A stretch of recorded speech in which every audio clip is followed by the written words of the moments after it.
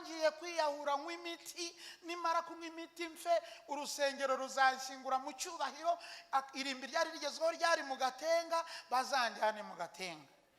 Reka mbabwire, nanywe amabuye ane nationali, murayazi, ndayanywa. Nari ni ku rusengero kuri shehe, ndabihonda ndabinywa, ndangije mbwira Yesu ntumbabarire, wakira ubugingo bwanjye, nanze kwimbwa zizanjya kuko zariye baritazaro.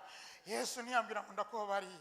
Ndaryama harya ku rusengero, ndanezerwa ahantu nirambuye ngo ndibuze gupfa. Mva mu gitondo saa yine hombi nyweye, ngera saa 11 nkangutse bitotsi bitabaho, nikanze nsanga ngarambe ndakomeye, habe n'inzoka yo mu nda, habe n'umutsi. Mugabo uwo munsi mare gukizwa mu 2000, mari iminsi ngaye nkijijwe, nza kugwa. Bantu mukizwa mukagwa, mubwire Yesu abafate. Ngushijwe n'iki? N'inzara, mba mu rusengero sindya, narakijijwe. Ndangije ndavuga baranyoshya ngo nsubire mu byo nahozemo. Ndongera ndagenda, ariko naguye umunsi umwe, ntago yabaye iminsi 2. Ndagwa, tujya kwiba muri Pamu murayizi ku Kicukiro hanga. Tujya kwiba. Tugezeyo tururira kwiba, nta mafaranga ariyo, ni ibigori ni ibishyimbo. Tugezeyo abasirikare baradufata, badufashe turiruka, barasa urusasu rufata umugenzi wanjye. Kumeze kandi namwe ndabaramukije mu izina rya Yesu. Imana bahezagire. Muri hangana ndavanga ikirundi n'ikinyarwanda kuko maze imyaka myinshi Burundi.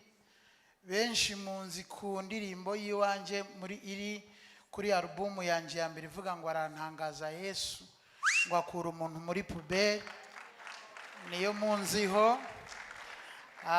Ntatevye rero, ntatinze, uyu niwo muryango wanje, uyu niwo muhungu wanje mukuru, yitwa Niyo Mwungeri Mwiza Lucky David. Umukurikira n'uyu nawe niwe mukobwa w'imfura wanjye, yitwa Mukanyana Emma. Umukurikira nawe n'uyu, yitwa Mushoreranyana Naomi. Ukurikiraho nawe n'uyu. Ayo mazina nayabwiwe n'Imana mu 2000. Imana imbwira ko nzabonana n'uyu mukobwa wa mabukwe. Na amazina nari nsanzwe nzi kandi narayababwiye igihe nari ndi hano. Uyu nawe yitwa Soko y'Imigisha Amani. Sorry. Uyu nawe ni umukobwa wanjye yitwa Mutoni Nice. Hanyuma rero uyu nawe ni umuhungu wanjye usa na data cyane, yitwa Semigisha Aime Joseph. Umuhererezi wabo n'uyu nguyu yitwa Cyubahiro King Aimable. Uyu nawe ni umudamu wanje. Nibo dufitaniye aba bana. Uyu muhungu nawe ni umuhungu twareze, ari mutoya cyane, kandi Imana ibana nawe, nawe Imana ibana nacu. Aba ni abaririmbyi baririmba bakomeye cyane. Umuyobozi wacu atuyobora, umuririmbyi akomeye, n'uyu muhungu wanjye yitwa Soko y'Imigisha. Nibaza ko muzangera mukaduha kandi kanya, noneho bakaza bakaririmba. Imana ibaha umugisha. Amazina yanjye ni Ngarambe, nabasaba mukicara. Aba bose muretse gato, aba bose mubona havuyemo uyu mwana twareze. Turi muri iki gihugu tuhamaze nk'iminsi nk'icyumweru kimwe. Twararonse visa yo kujya kuba muri Amerika twese. Bishop nabimurungikiye. Ntago sinzi ko nabivuga, ariko ubwira uwo muri kumwe ngo aho ibyangarambe byaciye nawe ibyawe byahacu. Reka nkoresha akantu gato, mbabwira akantu gato. Nageze hano mu mujyi wa Kigali, ntaje nkuko wacu ni Gisenyi, naje ku mugoroba. Navutse numva nzaba i Kigali, ariko nkabyumva kuri radio. Nkura numva nzaba i Kigali.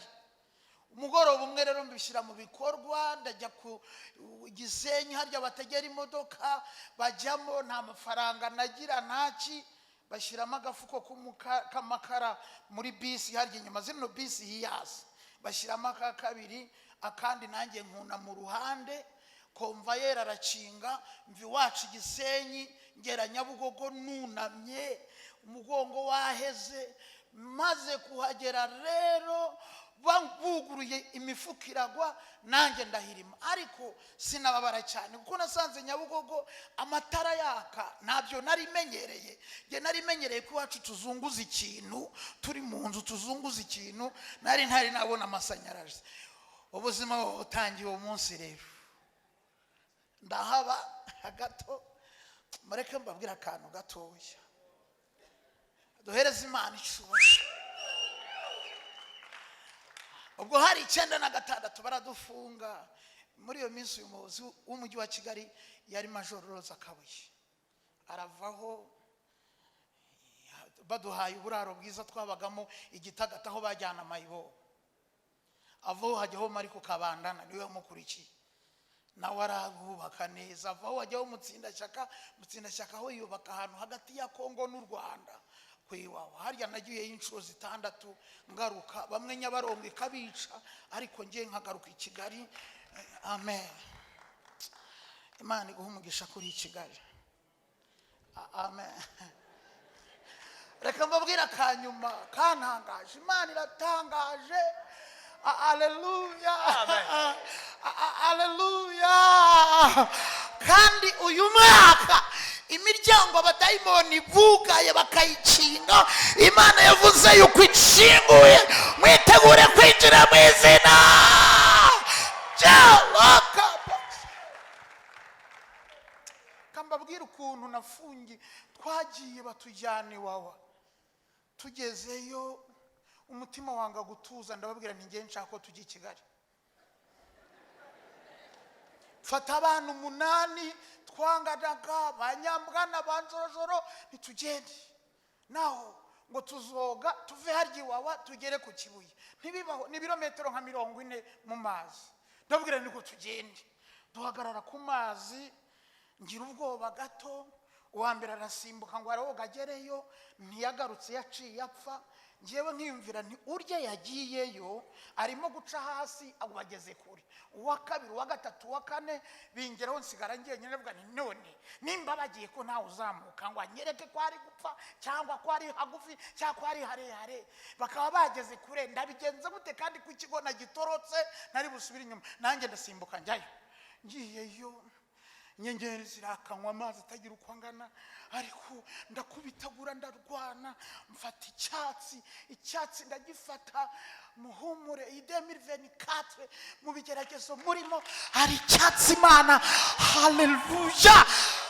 Ntabwo umuraba uzabatwara, hari icyatsi Imana yashize iruhande rw'ibyo bigeragezo. Ndarwana n'amaso, umuraba urakubita, cya cyatsi kiracika, gicitse inyuma yanjye, mvuga ntibirarangiye ndapfuye. Mbona igipine bataye mu Kivu. Cya gipine rero ndagifata ndagihobera. Ijoro ririra buracya, burongera burira buracya, burongera burira buracya, burongera burira buracya. Iminsi 3 ndi mu Kivu, umuraba untera ririya ukangarura. Ntangira gusenga abantu mwabyaye namwe mutari mwabyara, mujye mwigisha abana amasengesho. Namwe bacecuru bari hano, mujye mwigisha abana banyu gusenga, buzukuru mubigishe. Byageze aho ubuzima burangiye, nibuka ko nyogokuru yajyaga asenga tujyanye, nanjye ntangira gusenga ku ipine, mvuga nti Mana ya nyogokuru yasengaga unkize, Mana ya nyogokuru yasengaga unkize. Mari iminsi 3 mu ijoro, nibwo babantu baroba baje n'ubwato barimo kuroba mu Kivu, basanga ndimo, bambonye ngo imvubu iraturiye.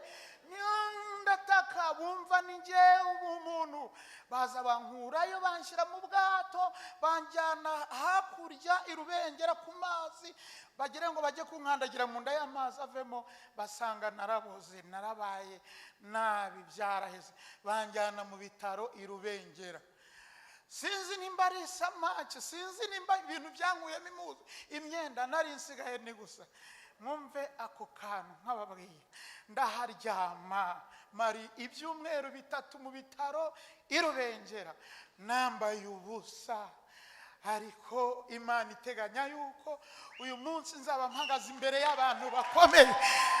Hamwebwe mwumve mbabwire, ndangije rero bazana fagitire y'ibihumbi 7,200. Ntabwo ayo mahera ashobora kuzasibangana mu mutwe wanjye.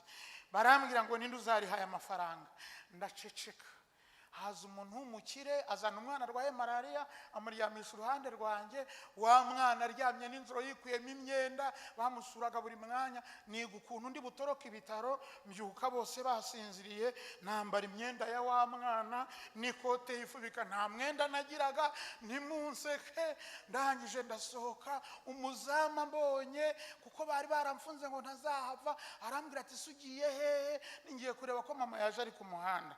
Naho nari nshitse ngiye i Kigali, ngeze kwire. Haleluya, tuvuge twese ngo amen. Amen. Reka mbireke ukuntu nabonanye n'uyu, ukuntu Imana yambwiye izina. Reka mbabwira akantu gato. Ibyo byaje guhera ngaruka i Kigali, ndakizwa mu 2000 hano kuri Sheri. Yo muhatunga ibiganza, Kicukiro ni nziza, Imana ihezegire. Amen. Nzababwira Kicukiro naha mwicaye, naha muri gusengera, hahoze inzu ya kadasiteri, twajyaga tuza mu biti byari biri hano, niho twabaga tunywa koro, tunywa urumogi. Iyi Kigali yose nuko nguko. Mugabo uwo munsi mare gukizwa mu 2000, mari iminsi ngahe nkijijwe, nza kugwa. Bantu mukizwa mukagwa, mubwire Yesu abafate. Ngushijwe n'iki? N'inzara, mba mu rusengero sinjya, narakijijwe. Ndangije ndavuga, baranyoshya ngo nsubire mu byo nahozemo. Ndongera ndagenda, ariko naguye umunsi umwe, ntago yabaye iminsi 2. Ndagwa, tujya kwiba muri Pamu murayizi ku Kicukiro hanga. Tujya kwiba. Tugezeyo tururira kwiba, nta mafaranga ariyo, ni ibigori ni ibishyimbo. Tugezeyo abasirikare baradufata, badufashe turiruka, barasa urusasu rufata umugenzi wanjye, agwa mu bintu byacimbazi nk'uko wagwa hano. Ntitwamenya ko yaguyeyo, tugira ngo yirukanse arabacika ajye iwabo ku Kamonyi, naho yarapfuye arabora. Haciye rero nk'icyumweru cyangwa 2, twumva yaranutse. Raba ngo haguye y'umuntu, bararangisha, tugiye nsanga ni bari Tazara. Ndavuga nsubiye gusenga Mana yanje, ariko nubwo nsubiyeyo mama naramutaye sinzi yawe, nta muntu numwe. Aho kugira ngo nzapfe imbwa zindye ku musozi, ngewe ngiye kwiyahura nk'imiti, nimara kunywa imiti mfe, urusengero ruzanshyingura mu cyubahiro.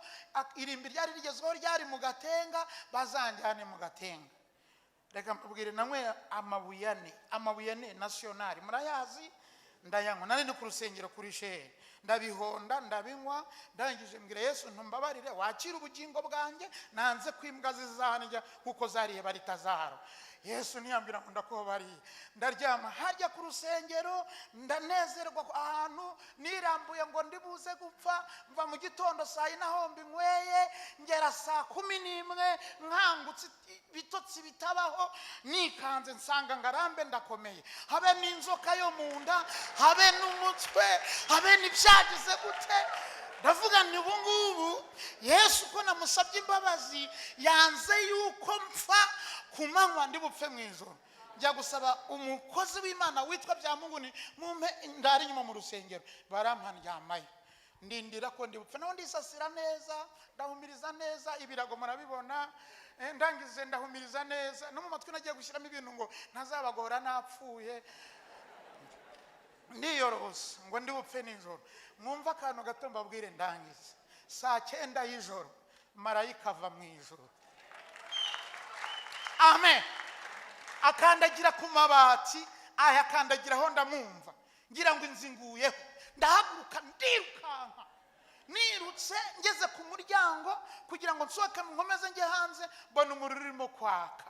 umuntu ahagaze imbere yanjye ukumvugana nawe ukunguku, nuko marayika twavuganye arambwira ngo ngarambe mwana wanjye, humura ntacyo uzaba, nzamamaza izina ryawe kandi nzaguhindura umuntu ukomeye muri iki gihugu no ku isi yose. ngo hasi ndatunagurikwa, arangije ngo ati ntugire ubwoba, atangira kuvugana nanjye arambwira ngo humura, nzaguha umugisha, nzaguha umukobwa muzabana witwa Mukanziza Françoise, kandi uzamusanga Igitaramo.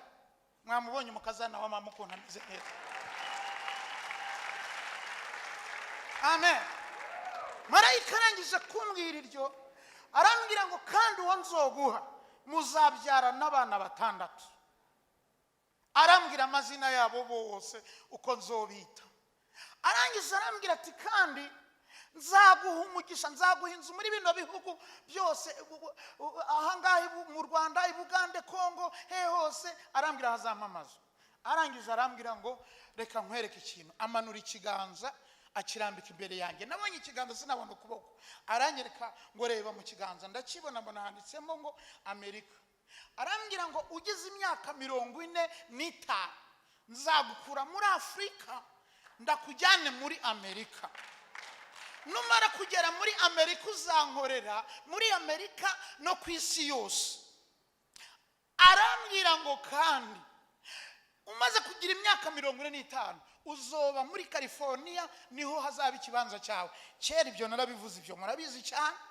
Arangije kubimbwira arambwira ngo kandi nihagera ugasaza ntago umubiri wawe uzobikwa muri ibyo bihugu igihe uzopfira, uzogaruka ahangaha niho umubiri wawe bazawushyira, undindira igihe nzogaruka nje kwima ingoma, nzaba ndi kumwe nawe. Amen.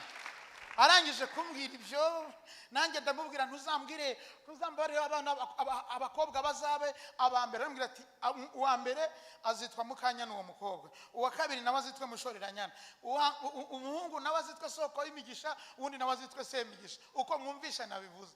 Arangije aragenda. Ibyo rero nibyo mbayemo, maze kugenda ibihugu 228 hano muri Afrika. Nari ntari nurira indege ngo njye muri Europe. Rero nabirungikiye pasiteri, nibaza ko ntabibereka aha, nabimweretse visa twese ubu turazifise.